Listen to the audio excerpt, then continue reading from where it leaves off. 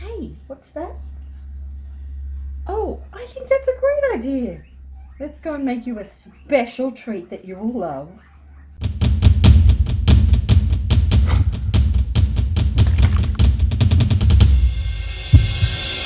Hi everyone, I'm Lynn from Cavy Central Guinea Pig Rescue.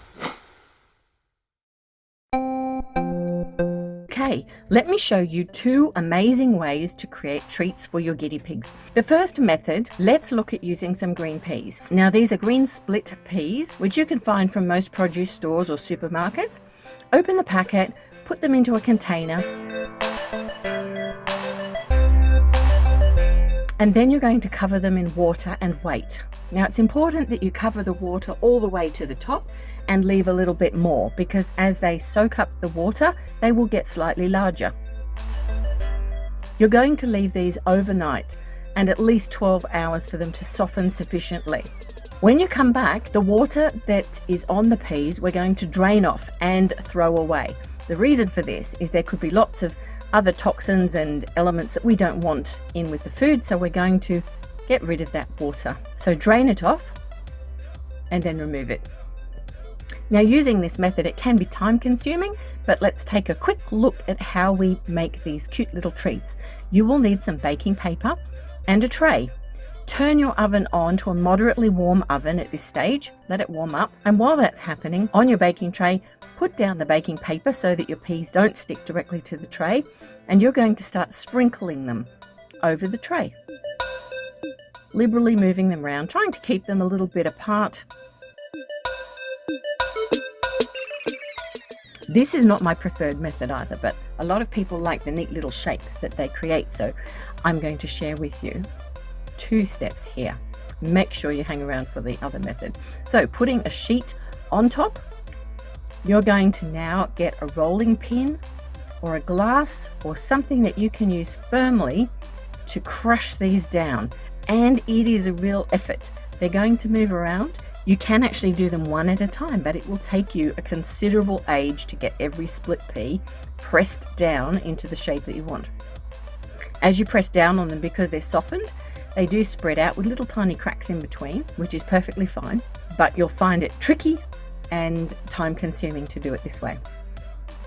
You can use different shaped items, from a rolling pin to jars to a glass. Make sure it's something that will not break as you press it down.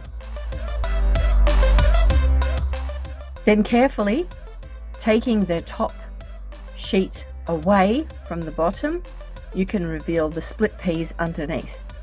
And as we do that, you might have to brush a few of them back onto the bottom sheet for drying. Pop them into your moderately heated oven, and you're going to leave them there for at least half an hour to an hour. Just check on them from time to time and they should become crispy and firm. When they're ready to come out of the oven, you'll be able to individually pick them up. They'll stay together in a really cute little pea-size flake, and they're perfect for little guinea pig mouths. Now you need an airtight container that you can put your little split peas in, so they will keep fresh in the cupboard and you can give them to your piggies when you want to treat them.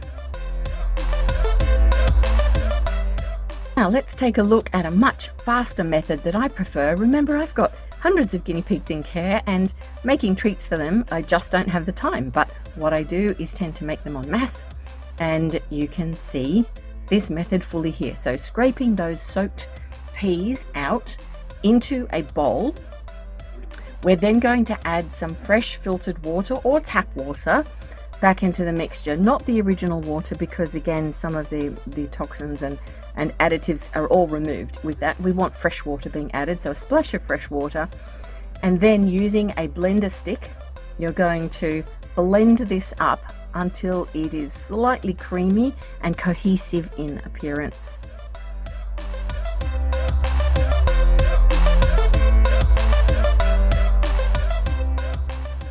Then you're going to tip that out again onto a baking piece of paper on a tray. With your oven, again at the same temperature, moderately warm, but this time get a spoon and use the back side of the rounded area to flatten and smooth out the mixture evenly across the width of the paper. You'll see that it actually sticks together really nicely, and you can flatten that out and be quite liberal with it, but making sure you don't have so many air gaps in the tray.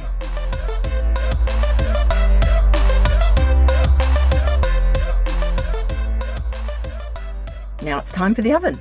So pop it into the oven, again, moderate temperature. You're going to need it to cook in there about 1 hour before taking it out to check. When you take it out to check, you'll notice it's starting to be really crispy and easy to break and crack apart, just like crisps should be.